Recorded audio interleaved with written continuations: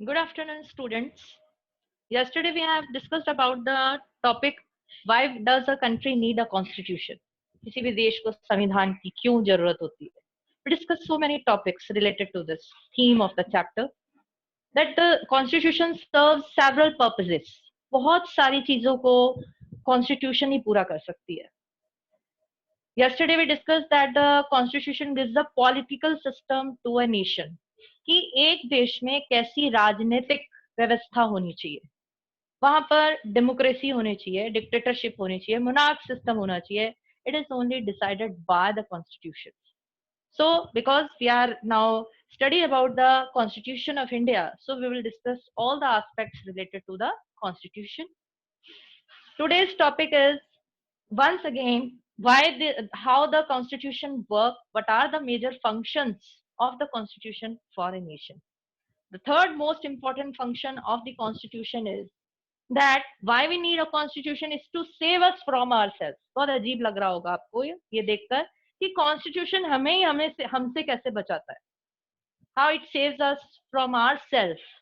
कई बार क्या होता है, एक हम इसको बहुत ही सिंपल एग्जांपल से समझेंगे. एक बच्चा है जो कि उसका कल एग्जाम है और घर पे सब मेंबर्स, फैमिली मेंबर्स टीवी देख रहे हैं. उस कंडीशन में वो बच्चा भी चाहेगा कि मैं भी देखूं और मैं अपना जो है कल का टेस्ट प्रिपेयर नहीं करूं. लेकिन और दूसरा उसके माइंड में ये चीज आएगी, या तब मैं नहीं देखूंगा जब सारे फैमिली मेंबर्स नहीं देखेंगे. तो फॉर आर इंटरेस्ट हम अपने लार्जर इंटरेस्ट को जो है उसको जो है अवॉइड करना चाह रहे हैं. भाई अगर हम ये समझे it is our duty that we should prepare for tomorrow's test seriously, तो हमें समझ में आएगा कि जो रिजल्ट आएगा वो हमारे लिए ही बेनिफिशियल होगा. लेकिन उसके लिए हमने क्या कंडीशन लगाई कि हमारे फैमिली मेंबर्स भी उसे ना देखें. उसी से रिलेटेड हम बात करें अपने सोसाइटी की, देश की सोसाइटी और कंट्री के अंदर, आपको मालूम है India is called a democratic nation and it has all the features that a democratic government should have. तो लेकिन हमारे यहाँ पर कई लोग जो है, कई बार उन्हें लगता है कि डेमोक्रेसी में क्या है, हर डिसीजन इतना प्रोसेस से होता है, इतनी डिबेट्स होती है, यहाँ का जो लॉ है इट इज वेरी स्लो, हर चीज बहुत स्लो है, इससे तो बेटर है कि डेमोक्रेसी से हटा के हम इसको कोई और जो है फॉर्म ऑफ गवर्नमेंट ले लें. तो आप मुझे एक बताइए, और ऐसी सोच किनकी आएगी? आपकी और मेरी नहीं आएगी. ऐसी सोच कुछ स्मॉल ग्रुप ऑफ पीपल हैं जो केवल सेल्फिश इंटरेस्ट के लिए देश की जो फॉर्म ऑफ गवर्नमेंट है उसको बदलना चाहते हैं, लार्जर इंटरेस्ट, उस इंटरेस्ट को हटा के. अब आप बताइए, डेमोक्रेसी जो है it is the best form of government and it is the most prevalent form of government in all the world. Why all the nations today are called the democratic nations? आज पाकिस्तान भी अपना को democratic कहना चाहता है, China भी democratic कहना चाहता है. क्या ये सही मायने में डेमोक्रेटिक कंट्रीज हैं? नहीं है.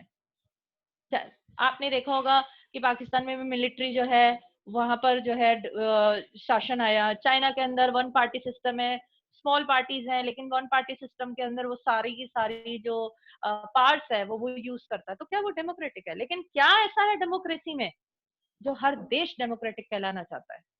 उस डेमोक्रेसी के अंदर हमें ये पता चलता है कि हमने पावर्स किसको दे रखी है? लोगों को दे रखी है. और ऐसा लगता है कि ये देश तो बहुत अच्छा है जो अपने लोगों को साथ में लेके चलता है. और सही मायने में अगर कोई देश है तो वो कौन सा देश है? Democratic, pure democratic country is India. उस कंडीशन में जो केवल ये चाहते हैं कि देश का सिस्टम बदल दें, फॉर्म ऑफ गवर्नमेंट को, तो हम लार्जर जो इंटरेस्ट है उसको अवॉइड करके कुछ सेल्फिश लोगों के लिए उसको बदलना चाहते हैं. लेकिन our constitution famous, they were brilliant, they were experienced, उन्हें बहुत नॉलेज थी. वो लोगों की विम्स पर कॉन्स्टिट्यूशन नहीं बदल सकते थे, लोगों की विम्स पर जो है फॉर्म ऑफ गवर्नमेंट को नहीं चेंज कर सकते थे, इसीलिए उन्होंने इतने सारे आर्टिकल्स और प्रोविजंस रखे. और उन आर्टिकल्स और प्रोविजंस को कहां कंप्लाइड किया गया? कॉन्स्टिट्यूशन में. तो सबसे बड़ी बात जो हमने फर्स्ट जो पॉइंट डिस्कस किया वो ये था, third significant reason why we need a constitution is to save us from ourself. हमारी कुछ सेल्फिश इंटरेस्ट के लिए हम अपने देश को बदलने की सोच हमें आनी ही नहीं चाहिए, है ना। और इसीलिए ये कॉन्स्टिट्यूशन ऐसा लिखा गया है जो हमारी ये सोच को आने ही नहीं देता, और आती भी है किसी की नहीं, कुछ ग्रुप ऑफ मेंबर्स में, तो वो हो नहीं सकती है, क्योंकि हमारा कॉन्स्टिट्यूशन ऐसा लिखा गया है कि उसको इजीली आप उसको अमेंड नहीं कर सकते। सेकंड जो हम इसमें बात कर रहे हैं कि कॉन्स्टिट्यूशन को बनाने में role of Indian national movement. I hope that you already earlier in your classes, class 7, you already read about the national movement. Number of leaders, number of freedom fighters, they participated in this movement to attain the freedom of nation. 150 years we were colonized under British control. उस condition में are these people, these freedom fighters, these leaders, they experienced everything, and they very well know that time, they very well know that the rights, the things that should be given to all citizens to live a very comfortable life. तो इनका role क्या रहा? तो national movement में जितने भी leaders रहे, जो कॉन्स्टिट्यूशन फ्रेमर्स थे, they were called the credible people. क्यों कहा? टास्क दिया कि हमारा जो कॉन्स्टिट्यूशन है वो कौन बनाएगा? वो लीडर्स बनाएंगे। और हमने उन पे फेथ किया, और फेथ करने का कारण भी था क्योंकि वो ही लोग थे जिन्होंने बहुत माइन्यूटली उन सब चीजों को समझा। क्योंकि आपको मालूम होना चाहिए कि 1928 में मोतीलाल नेहरू कमेटी बनी थी। उन्होंने डिमांड की थी हमारे फंडामेंटल राइट्स की कि भारतीयों को भी वो राइट्स दिए जाए, that time these rights were enjoyed by the Britishers, but the Britishers they neglected. तो 1930 में हमारा देश है उसे एक इंडिपेंडेंट कंट्री हमारे लीडर्स मानने लग गए थे। और उस समय से आप ये सोचें कि देखिए, अगर हम बात करते हैं कि कॉन्स्टिट्यूशन एक छोटा सा क्वेश्चन है, अगर हम ये बात करें कि कॉन्स्टिट्यूशन किसने बनाया, तो आप जवाब देंगे कि कॉन्स्टिट्यूशन हमारे कॉन्स्टिट्यूशन मेकर्स और कॉन्स्टिट्यूएंट असेंबली ने बनाया। बिल्कुल सही है, लेकिन आपको मालूम है ये आइडिया कब से आया था? 1930 से हमारे जो लीडर्स हैं वो मान रहे थे कि हमारा देश आजाद है। तब से कॉन्स्टिट्यूशन कैसे बनेगा, उसकी क्या आउटलाइंस होंगी, क्या क्या उसके अंदर आर्टिकल्स होंगे, क्या क्या उसके अंदर मतलब जो है कंप्लाइन किया जाएगा, ये आइडिया तो बहुत पहले, और सबसे पहले आइडिया जो कॉन्स्टिट्यूशन असेंबली का था वो एम एन रॉय ने दिया था। उसके बाद लाहौर का सेशन हुआ जिसमें कांग्रेस ने डिमांड करी कॉन्स्टिट्यूशन की। तो हमारा जो नेशनल मूवमेंट रहा, it also played a very prominent role to give the idea of making a constitution. और उसमें जितने भी लीडर्स थे, जितने भी लोग थे, उन्होंने उन सब चीजों को बहुत माइन्यूटली चेक किया, और उसके बाद जो है हमारा कॉन्स्टिट्यूशन बना। अब कॉन्स्टिट्यूएंट असेंबली देखिए, सबसे पहला जो टास्क था 1946 की हम बात करते हैं कि कॉन्स्टिट्यूएंट असेंबली बनी। अब कॉन्स्टिट्यूएंट असेंबली कैसे बनी? जो नेशनल मूवमेंट का टॉपिक ओवर हो गया, उसके बाद हम बात करते हैं फ्रेमिंग रूल्स इन कॉन्स्टिट्यूशन। अब बात यह आती है कि कॉन्स्टिट्यूशन बना कैसे? The constitution was framed by the Constituent Assembly in a simple language. लेकिन ये Constituent Assembly कैसे बनी? तो ये Constituent Assembly जो है उस समय क्या था कि बच्चों, हमारा जो देश था, it was controlled by the Britisher, but there were some princely states. Princely states वो होते थे जिन स्टेट्स पर राजा और नवाब का शासन चलता था, जैसे कि हम कह सकते हैं राजस्थान राजपूताना।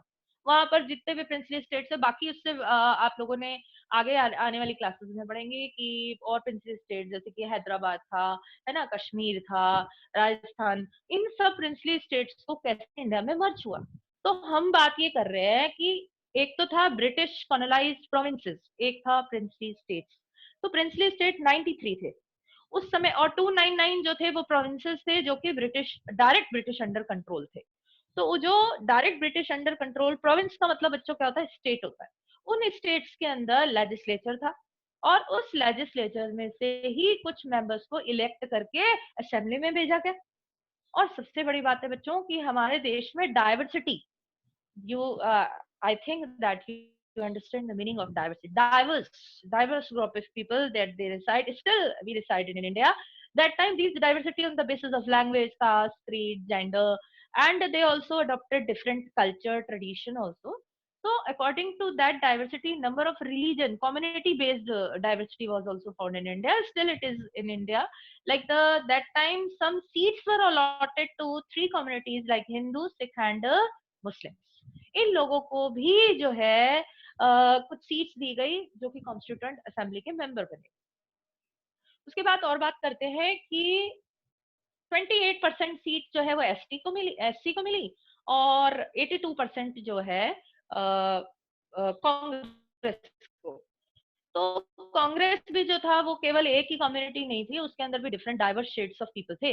उन सबको मिलाकर वो असेंबली बनी, और उस असेंबली को के अंदर भी सब्जेक्ट वाइज कमिटीज बनी, है ना. आप लोगों ने और ज्यादा कमिटीज के बारे में नहीं सुना होगा, तो सबसे इंपॉर्टेंट ड्राफ्टिंग कमेटी के बारे में तो सुना ही होगा. ड्राफ्टिंग कमेटी जिसे हिंदी में कहते हैं प्रारूप समिति. Who was the chairman of drafting committee? Sir एक बार अनम्यूट करेंगे please.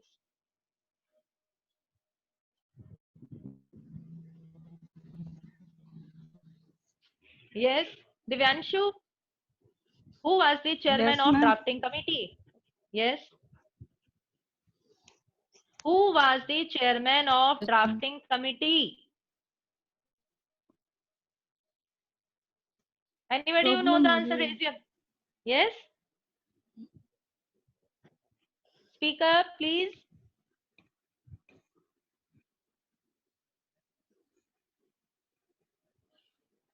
Nobody knows. Raise your hands. Yes, Lakshita. B.R. Ambedkar. Who was the chairman of? Very good, nice. Dr. B.R. Ambedkar, Dr. Bhimrao Ambedkar, he was the chairman of drafting committee. So there were 8 committees. और भी बच्चे जो हैं पूरे participation के साथ lecture को सुने, और ये तो बहुत ही सिंपल जीके क्वेश्चन था जो मैंने आपसे पूछा. अपनी अर्लियर जो नॉलेज है उसको आप जो है आगे तक सस्टेन रखें, तभी चीजों को आप, एसएसपी तो है ही स्पेशली ये कि आप उसको बैकग्राउंड के साथ उन चीजों को मेमोराइज करके रखें, तभी समझ में आएगा. ये नहीं कि अभी सुना और अभी हमने भूल गए उसको. तो कहने का मतलब है कि 8 कमिटीज थी उस समय, और सब्जेक्ट वाइज 8 कमिटीज थी, सेंट्रल के लिए, स्टेट के लिए, प्रोविंसेस के लिए, है ना. अलग अलग कमिटीज थी सब्जेक्ट वाइज, और इन कमिटीज के चेयरमैन थे. कॉन्स्टिट्यूएंट असेंबली का मैंने बहुत थॉरली आपको चीजें एक्सप्लेन कर रही हूँ. उसका रीजन ये है कि in further classes you will read about the formation of constituent assembly.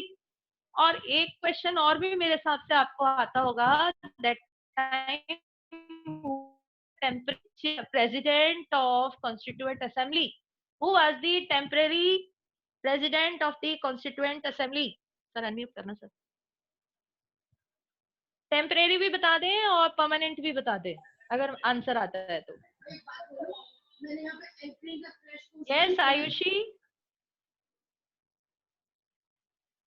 raise your hands. Who was the temporary president of constituent assembly at that time?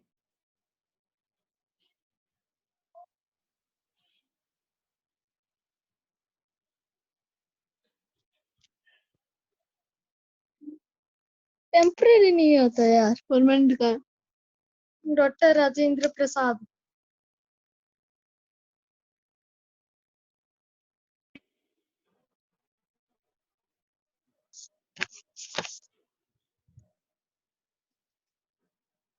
Yes Ashish. Doctor Rajendra Prasad ma'am. Dr. Rajendra Prasad was the permanent president of Constituent Assembly, and he became the first president of independent nation.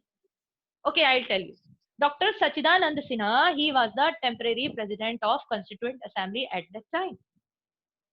ये कुछ basics question है, हो सकता है आपकी book में ना हो चैप्टर में, but it is related to the topic, that's why I am discussing with you. You should have the basic knowledge of constitution. तो सबसे बड़ी बात है कि हमने ये देखा कि कॉन्स्टिट्यूएंट असेंबली कैसे बनी, अब कॉन्स्टिट्यूशन कैसे बना. तो सबसे जो मेजर टास्क था कॉन्स्टिट्यूशन बनाने का, वो टास्क किसको दिया गया? ड्राफ्टिंग कमेटी को.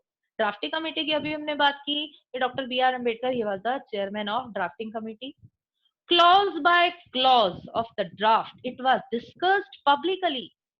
आप सोचें कि कॉन्स्टिट्यूशन जो है बहुत इजीली एक्सेप्ट हो गया। नहीं बच्चों, इसका एक एक क्लॉज पब्लिकली रखा गया और डिफरेंट कमिटीज के जो चेयरमैन थे, मेंबर थे, उनके सामने उस ड्राफ्ट रखा जाता था।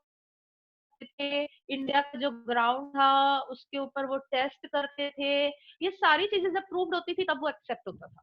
तो आप मान सकते हैं कि ये हमारा जो कॉन्स्टिट्यूशन है उसे अगर हम अप्रोक्स मानते 3 इयर्स, अगर जीके का क्वेश्चन आता तो कितना टाइम लगा?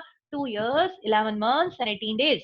इतना टाइम क्यों लगा? इंडिया का जो कॉन्स्टिट्यूशन बनने में सबसे ज्यादा वक्त लगा। उसका रीजन ये था, हमारा जो संविधान है we should be proud on it, क्योंकि हमारे संविधान में ऐसी चीजें लिखी गई हैं कि हर सेक्शन और group of section, diverse group of people, इन सब का ध्यान रखा हुआ है। आर्टिकल्स है, प्रोविंसेस है। तो हमारे संविधान को इस तरह से ऑथोराइज्ड किया गया है कि आज भी और उस समय 1950 में जब संविधान बना तब से लेकर आज तक जितनी भी गवर्नमेंट आई है, जो कंट्री रन कर रही है, वो कॉन्स्टिट्यूशन के आर्टिकल्स और जो रूल्स एंड प्रिंसिपल्स लिखे हैं उनको फॉलो कर।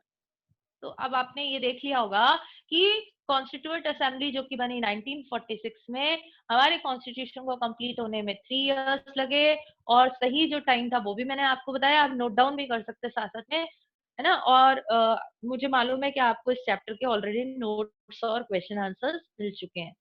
Today we are now the next topic is challenges of diversity partition of nation. उस समय जब कॉन्स्टिट्यूशन फॉर्म हुआ या फॉर्मेशन हुआ, तो मैं ऑलरेडी डिस्कस कर चुकी हूँ, थोड़ा सा बताती हूँ आपको। Diversity, I told you the meaning of diversity. क्या मतलब होता है? Diverse group of people related to different caste, creed and culture. They follow different culture, speak different languages that time.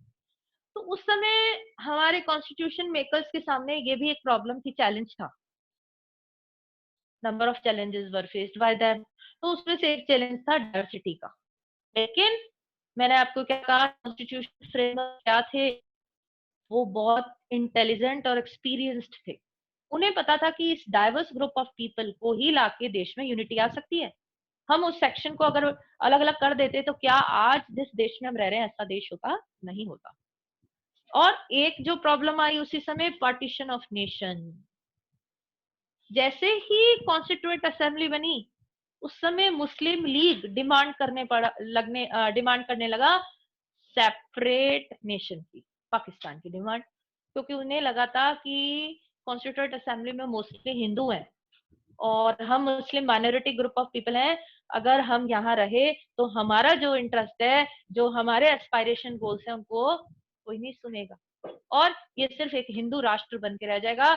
हम मुस्लिम्स की कोई जगह नहीं होगी। एक चीज और इसमें मैं आपको बताना चाहूंगी कि जो कॉन्स्टिट्यूएंट असेंबली बनी और कॉन्स्टिट्यूशन बना, वो आइडिया जो है ब्रिटिश पार्लियामेंट से आया, कैबिनेट मिशन आया था। कैबिनेट मिशन जब इंडिया में आया तो मुस्लिम लीग डिमांड कर रही थी सेपरेट नेशन की। तो उस समय जब उसने मिशन आउटलाइन दी, वो पाकिस्तान जो हमारी मुस्लिम लीग थी उन्हें बहुत पसंद आई और उन्होंने उस समय उसको अडॉप्ट करा। और 14 अगस्त 1950 जो है 14 अगस्त 1947 को सेपरेट पाकिस्तान बना और 15 अगस्त 1947 को भारत बना।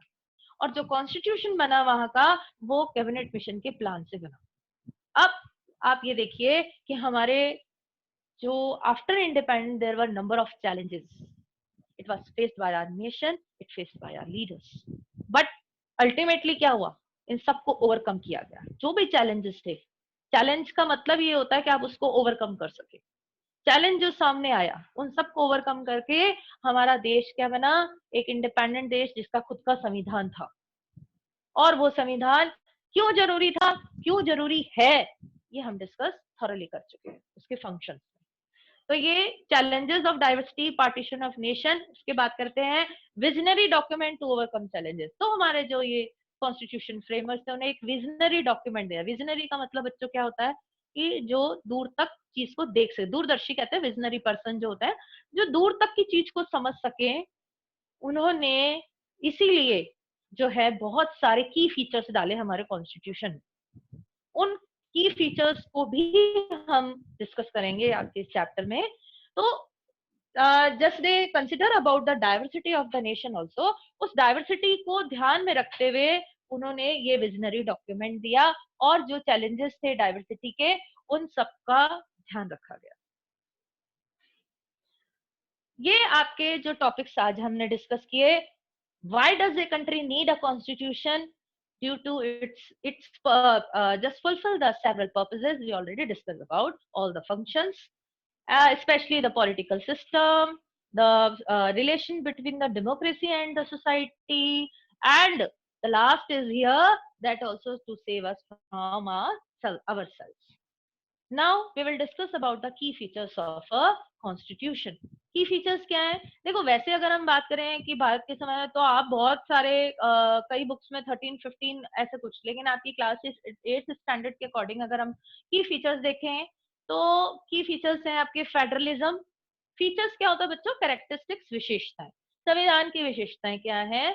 तो उनमें हम बात कर सकते हैं, जैसे फेडरलिज्म है, पार्लियामेंट्री फॉर्म ऑफ गवर्नमेंट है, सेपरेशन ऑफ पावर्स है, फंडामेंटल राइट्स है, डायरेक्टिव प्रिंसिपल है, सेकुलरिज्म है। First of all we have to understand the basic terminology of this social science. हमें सिविक्स की इस टर्मिनोलॉजी को समझना होगा।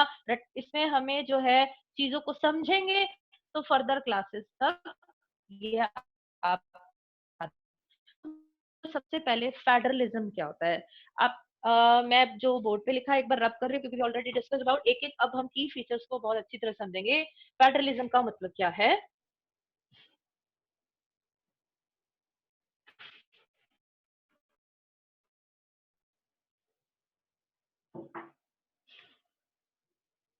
आज जो 8th क्लास में आप पढ़ रहे हैं फेडरलिज्म, ये आपके क्लास 10th में भी है। फेडरल का मतलब होता है federal form of government India में। आप लोगों ने कहीं पढ़ा होगा federal form of government. What do you mean by it? It means division of parts. Parts को डिवाइड किया गया है। पार्ट्स को डिवाइड किसमें किया गया है? ऑर्गन्स और लेवल्स। लेवल्स बच्चों क्या होता है? लेवल्स मीन्स, इसको हम वर्टिकल करेंगे। लेवल सबसे टॉप पे अगर हम देखें तो centre, then state, then local, ये लेवल्स है। यानी जिस कंट्री के अंदर एक लेवल से ज्यादा जो है tyre, it is called the 3 tier of government. India के अंदर है ये, सब जगह नहीं है ये। 3 tier of government, 1 tyre of government से ज्यादा अगर किसी कंट्री के अंदर होता है, लेवल्स होते हैं, तो उसे कहते हैं फेडरलिज्म। उसे कहते हैं federal form of government. Yes, दिख नहीं रहा है? अच्छा चलो मैं वैसे तो ओरली ठीक है। तो लेवल्स का मतलब बच्चों क्या है? That is the centre state. India का, हम इंडिया को ही डिस्कस करें। 3 tier of government is found in India. This is central, state and local, and the parts are divided between central, state and local government. It is known as federalism. अब India के अंदर federalism को लाने का मतलब क्या था? देखो, हर चीज के पीछे एक कारण होता है और उस कारण का जवाब आना हमें जरूरी है, तभी चीजें याद रहती है। देखिए, ऐसा है कि अगर हम सिर्फ सेंटर को पावरफुल बना देते तो क्या क्या ऐसा हो सकता था कि सेंटर जो है स्टेट का उतना ध्यान रख पाती या स्टेट लोकल का ध्यान रख पाती? दूसरा ऐसा भी हो सकता था कंडीशन कि सेंट्रल गवर्नमेंट अपनी पावर्स का मिसयूज करती, है ना, डेस्पोटिक हो जाती, टायरेनिक हो जाती। तो उस कंडीशन के अंदर पार्ट्स को डिवाइड किया गया, ताकि देखो पार्ट्स को डिवाइड करने के भी 2 रीजन है। प्रोडेंशियल रीजन होता है और एक मॉरल रीजन होता है। प्रोडेंशियल रीजन वो रीजन होता है जिसके अंदर कन्फ्लिक्ट्स नहीं होते देश में, इट अवॉइड द कन्फ्लिक्ट। और सेकंड मॉरल रीजन होता है, it is the true spirit of the democracy. अगर हम पावर को डिवाइड करते हैं तो हमारी डेमोक्रेसी की स्पिरिट यही है कि पावर्स को डिवाइड कर दिया जाए, ना कि कुछ लोगों के हाथ में रहे, that it should be concentrated in some group of people.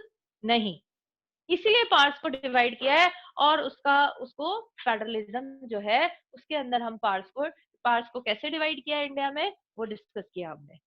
तो सबसे इम्पोर्टेंट है कि जो सेंटर है, अभी जो कंडीशन हम एक बात करते हैं, देखो हम इंडिया की कॉन्स्टिट्यूशन की जितनी तारीफ की जाए उतनी कम है, क्योंकि देखा जाए तो स्टेट अपने आप में क्या है, एक ऑटोनॉमस बॉडी है जिसके पास उसके फाइनेंशियल सोर्सेज भी हैं, डिसीजन मेकिंग पावर्स भी है ना, उसके पास जो है सारी पावर्स है जो कि स्टेट सेंटर की है। लेकिन फिर भी हमारे जो देश का है वो क्या कहा गया है कॉन्स्टिट्यूशन में, यूनियन ऑफ स्टेट्स। स्टेट्स को जोड़कर ही यूनियन बनाई गई है, स्टेट्स को जोड़कर ही एक देश बना है। अब बात ये आती है फिर भी, और लोकल की बात करें, लोकल लेवल क्यों बना है आपको मालूम है कि लोकल सेल्फ गवर्नमेंट जो है वो 73rd एंड 74th अमेंडमेंट से इंडिया में आई, और उसको लाने का भी रीजन था कि हमारा, देखिए आज अगर आपको कोई प्रॉब्लम है ना, तो आप डायरेक्टली किसी लीडर के पास नहीं जा सकते। आप कहते कि आज हमारे सिटी के अंदर ये प्रॉब्लम है, तो you can not directly that approach to PM. क्या हमारे जो प्रधानमंत्री आप नरेंद्र मोदी से मिल सकते हैं? नहीं मिल सकते हैं। तो अगर हमारी जो सेंटर और स्टेट जो गवर्नमेंट थी, इनको यही लगा कि लोकल लेवल की प्रॉब्लम्स लोकली उसको सॉर्ट आउट कर दी जाए, इसीलिए हमारी लोकल सेल्फ गवर्नमेंट आई। और अगर आज हमारे कोई भी प्रॉब्लम्स है, आप देखिए वार्ड के भी जो इलेक्शन होते हैं ना, फिर उसके बाद म्यूनिसिपैलिटी है, म्यूनिसिपल कॉर्पोरेशन है, तो एक सिटी के प्रॉब्लम से रिलेटेड जो प्रॉब्लम्स है तो हम डायरेक्टली इनको इजीली मिल सकते हैं। लेकिन अगर हमें अपने देश की उससे रिलेटेड है, सेंटर उससे है, स्टेट से रिलेटेड है, तो वहाँ सेंटर और स्टेट के जो ऑफिसर्स जो मिनिस्टर्स हैं वो ही डिसीजन देते हैं। लेकिन सबसे एक बड़ी बात है कि यूं देखा जाए तो पावर्स को शेयर कर दिया गया है, बिल्कुल किया हुआ है, इसमें कोई डाउट नहीं है। लेकिन at the time of crisis, देखिए ये हमारा सेंटर है, सेंटर गवर्नमेंट है, इसके अंदर स्टेट आता है और स्टेट में लोकल आता है। और सबसे बड़ी बात यह है कि स्टेट जो है it is not answerable to centre and local is not answerable to state. All these levels of government they are answerable to the people. कितनी बड़ी बात है, हम एक राज्य के भी सिटीजन है, हम एक सिटी के भी सिटीजन है, हम एक देश के भी सिटीजन है, और उसकी सरकार एक ही है।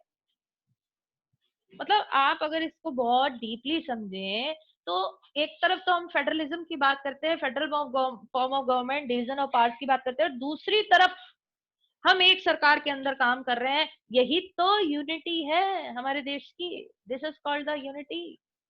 यही तो एकता है कि जब जरूरत पड़ी तो हम सब एक हो गए, जो कि अभी हैं हम। आज जो भी गाइडलाइंस है वो centre government time to time state government को दे रही है, और हम उसी के अकॉर्डिंग हमारी स्टेट की गवर्नमेंट वो वर्क कर रही है। I hope that you understand the meaning of federalism, federal form of government. Any question? We discussed about why does a country need a constitution. Different topics we discussed in yesterday and today's class. If you have any query, you can ask. Otherwise, we will discuss some another key features of constitution. Please raise your hand. Have any query?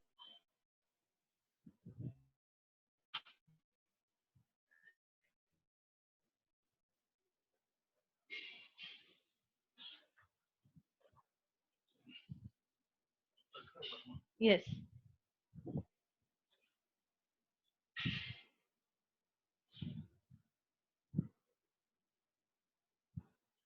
What is your question, Prakhar?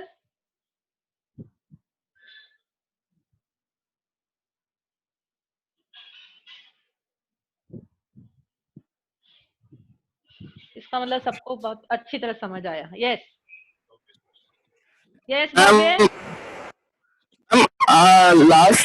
Yesterday you have said about the organs and these are levels. These are same. Yes. No. Organs and levels are different. I'll just No, ma'am. explain. The federal system. The organs are a part of the federal system that you have explained yesterday. And Okay. today the Yes. levels are. Levels here, the parts are divided, and yesterday we discussed about the power sharing system. है ना?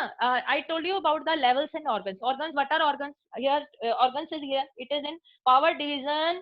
This is the government. It is called the organs of government organs. And the parts are divided in three organs. These three organs are legislature, executive, and judiciary.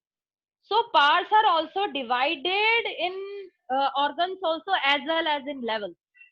Both the things are different, but in a federal form of government, when we want to understand it means the any nation, any country where the more than one tower of government is there, it is known as a federal form of government. So both the level here, organs and levels, they the parts are divided between different towers of the government, different organs of the government, and as a whole, it is known as a federalism. I hope that your question is answers is explained now. If you have any query, then you can ask.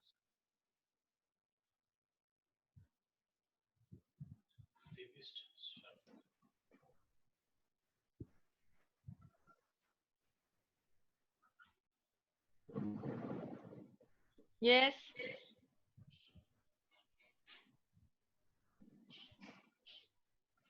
Hello. Sharma. Yes. Good morning, ma'am. Good morning. Ma'am एक query थी ma'am. हाँ पूछो बेटे.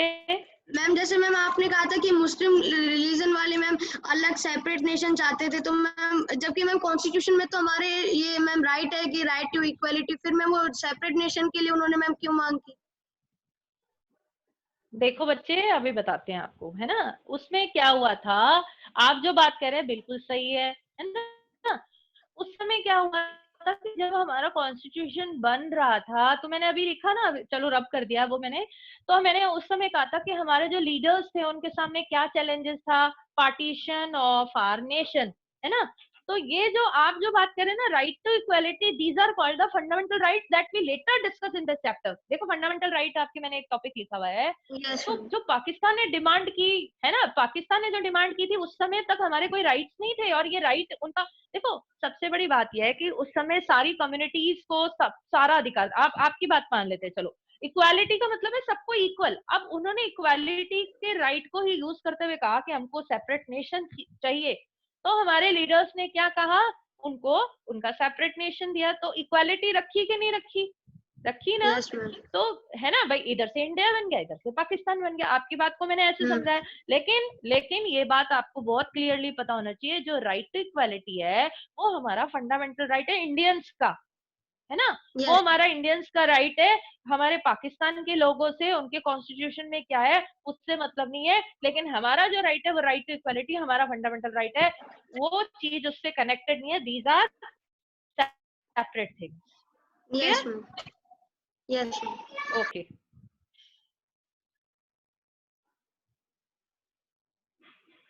Any other question? Yes, okay.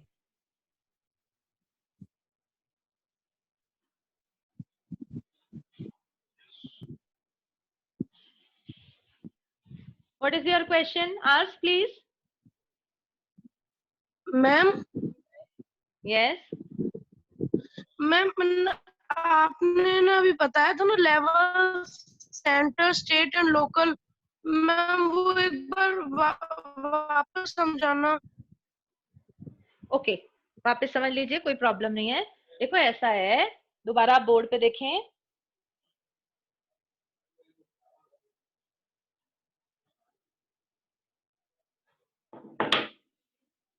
अगर हम federal form of government की बात करते हैं बच्चे,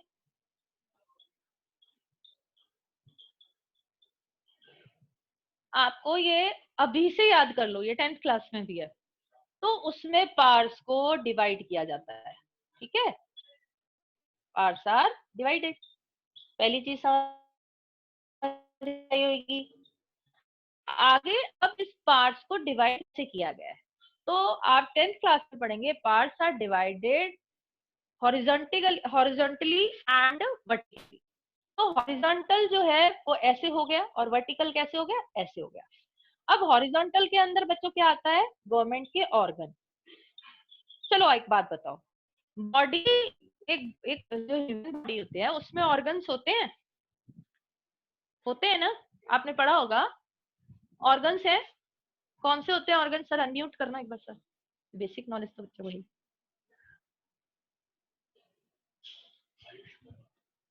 yes, what are organs in a human body?